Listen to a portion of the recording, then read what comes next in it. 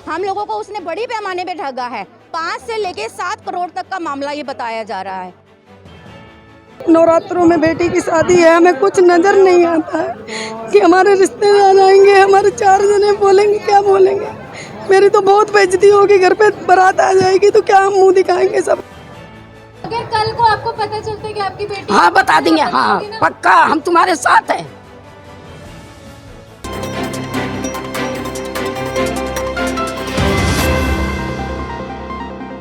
नमस्कार, आपके साथ मैं हूं ज्योति सिंह और आप देख रहे हैं हकीकत आप तक। इस वक्त हम लोग मौजूद हैं वेस्ट उत्तम नगर के सोम बाजार रोड में। आप मेरे पीछे देख सकते हैं कि यहाँ पर किस कदर भीड़ है, तो आपको हम बताएंगे आगे कि यहाँ पर किस लिए भीड़ है और क्या है पूरा मामला। सबसे पहले आप एक तरफ जहाँ पर देखते हैं कि दिल्ली में, राजधानी दिल्ली में हर आए दिन चोरियाँ तो होती रहती हैं और जो चोरों के अपराध है वो कम होने का नाम नहीं लेते हैं, जिसकी वजह से पुलिस प्रशासन पस्त हो गई है। लेकिन यहाँ पर जो मामला सामने आया है वो चोरी का नहीं, बल्कि एक दुकान का मालिक, कृतिका ज्वेलर्स का जो मालिक है दुकान का, उसने ही अपने कस्टमर के साथ ठगी किया है।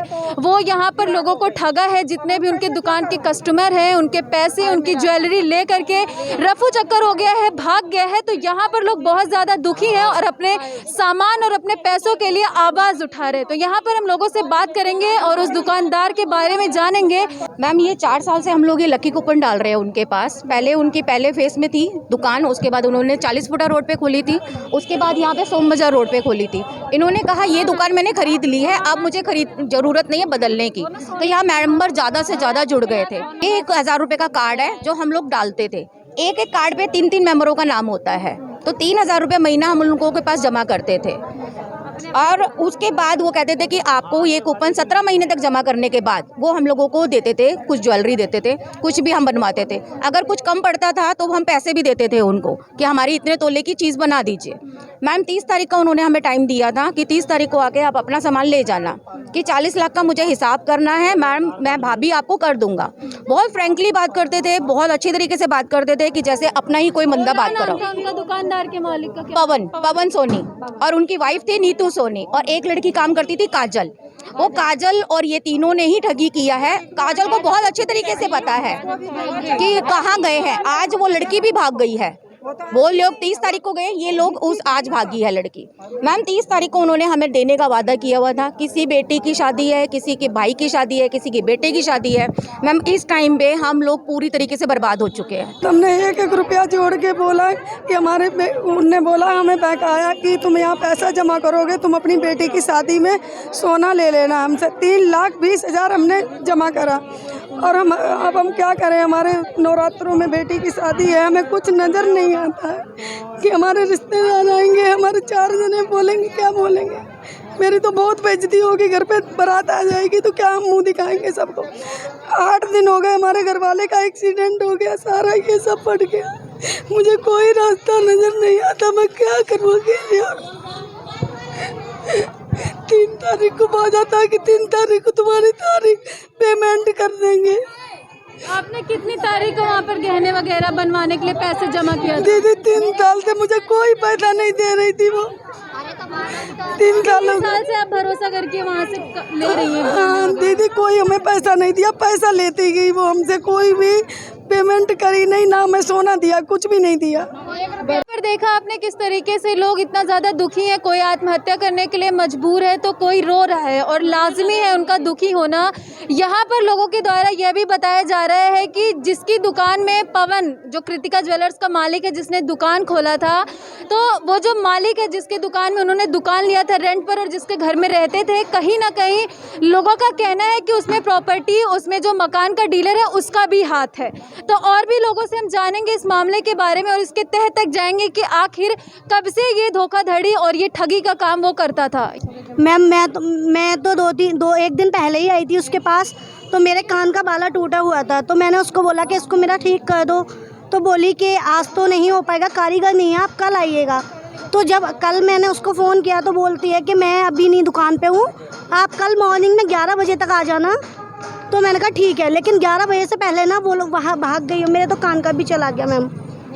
मैम ये तो मैंने डाल रखे थे 2017 से, मैंने उसके पहले से डालती थी। एक बार तो मुझे सामान दे दिया था मैम 2017 से, उसने मुझे कुछ नहीं दिया। धीरे धीरे मैं जोड़ती रही, औरों के भी बहन वगैरह के डलवा रखे थे मैम, सारा मेरा लेके भाग गई। और ये मुझे 30 तारीख को सामान देने के लिए बोला था। ये पर्चियाँ हैं मेरी मैम, मुझे 30 तारीख को शाम को बुलाया था 6 बजे, लेकिन सुबह पता लगा है वो रात में ही भाग गई है। मैं और मुझे मेरा तो कम से कम 4-5 तोला सोना लेके गई है मैम। देखो हमारी बहू काम करती थी, बीमार इतनी रहती है और सोना भी उसके पास है, पैसे भी उसके पास है, और ये लक्की ड्रॉ की भी डालती थी। और देखो वो बहाने बनाती रही कि आज आ जाना, कल आ जाना, परसों आ जाना, उसने कुछ नहीं दिया। ड्रॉ वो डलवाती थी, लोगों के लिए ऑफर निकालती थी, तो कितने अमाउंट को और कितने प्रतिशत छूट देती थी? छूट कहाँ देती थी, वो तो बात ही नहीं करती थी। वो कहती थी आज आ जाना, कल आ जाना, परसों आ जाना, ये सबको बहाने देती थी। मतलब वो कहती थी कि 17,000 जमा करोगे तो 20,000 का 20,000 मिले। हाँ ये मिलेगा। और वो देखो हमारी बहू तो बीमार पड़ी है। आप लोगों को तो ये लालच काफी भारी पड़ती हुई ना। मैम मैंने तो अपनी बेटी की चैन बनवाई, अगले महीने बोला मैंने 25 तारीख में लड़की बर्थडे था, उसने नहीं दी। मैं आई तो कह रही भी नहीं था अभी नहीं, अगले महीना ले लेना। हम फिर आए तो हमसे कहती 4 तारीख को आ जाना। मेरी बेटी के छोटे छोटे कानों के भी दे रखे, मैंने अपने भी दे रखे थे, और कुछ मैंने उसको पैसे जमा कर रखे थे, उसने सारा ही लेके भाग गई है वो। मैंने कुछ सोना दिया था चीज़ बनाने के लिए, एक मंगलसूत्र और एक कान के टॉप्स, लेकिन उसने वादा करा था कि पहली तारीख को आके ले जाना, और पहली तारीख से एक दिन पहले ही भाग गई। और एक अंगूठी पड़ी हुई थी, और मेरी कमेटी थी जो कि मैं हर महीने 1000 रुपये डालती थी, और मैं रिश्तेदार थी मेरी ननद, उसका भी मैं कमेटी भरती थी, वो भी हर महीने पैसे भेजती थी, उसका भी काफ़ी चला गया। हमने 1 लाख रुपया जिस दिन वो भागा है वो दिन में मैंने दे के गई थी, और 1 लाख रुपया का मेरा टोकन है, और लेके भाग गए। लड़का के नवंबर मेरे शादी है।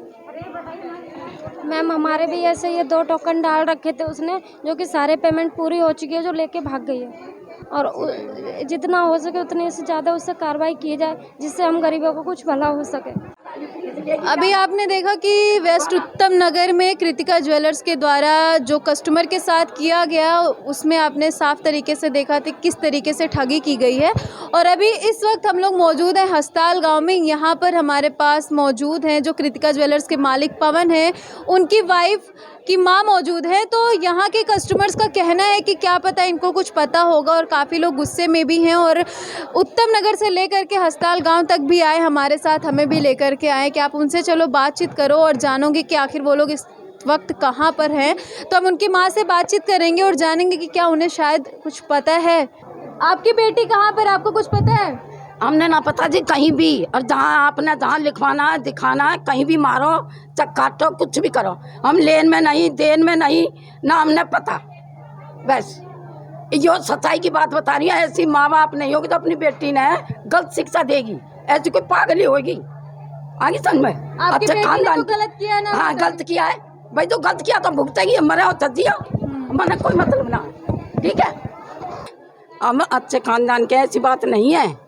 सुन के आज मेरे सिर पे नहीं, अब आज वैसे मैं क्यों डोलूंगी भाई? घर घर हमारे कभी बेटी के जाते नहीं है। अगर कल को आपको पता चलता है कि आपकी बेटी, हाँ बता देंगे, हाँ पक्का, हम तुम्हारे साथ हैं, वायदा करती हो। जो मना पता लग गया मैं जरूर बताऊंगी आपने, ठीक है?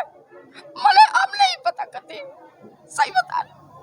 तो आपने देखा कि यहाँ पर उनकी माँ का यही बयान है कि उनको अपनी बेटी के बारे में कुछ भी नहीं पता है, अपने सन ऑफ लॉ के बारे में भी कुछ भी नहीं पता है। तो इनका बयान यही कहता है कि उनको कुछ भी नहीं पता है।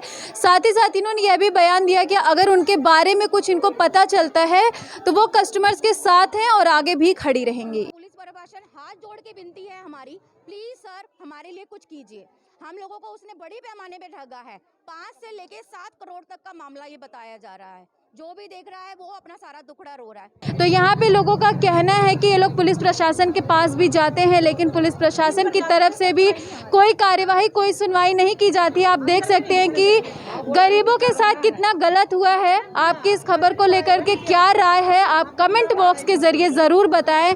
साथ ही इस वीडियो को ज़्यादा से ज़्यादा शेयर करिए, ताकि यहाँ पर जितने भी असहाय गरीब लोगों के साथ ये धोखाधड़ी हुई है, ठगी का मामला किया गया है, इससे इन लोगों को निजात मिल सके, इससे इस समस्या पर कार्यवाही हो सके। इन्हीं शब्दों के साथ मैं ज्योति, कैमरा पर्सन महेंद्र के साथ हकीकत आप तक।